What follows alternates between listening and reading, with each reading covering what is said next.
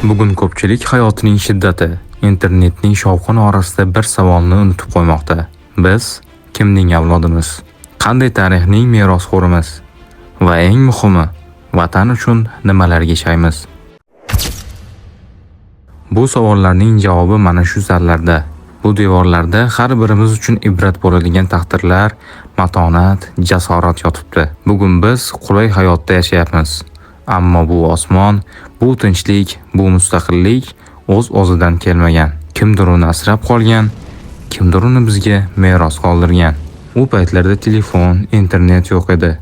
Ammo vatan degan so'zning narxi jon bilan o'lchanishini hech kim unutmagan. Bugun ba'zan befarqlik, mas'uliyatsizlik, dangasalik ko'paygan.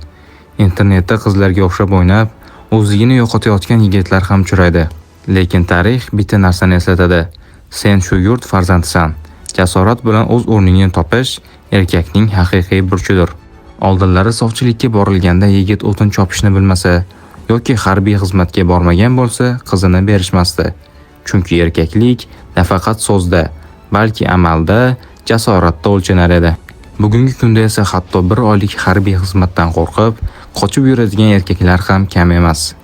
Bu esa nafaqat o'ziga, balki yurtga bo'lgan munosabatning zaifligini ko'rsatadi.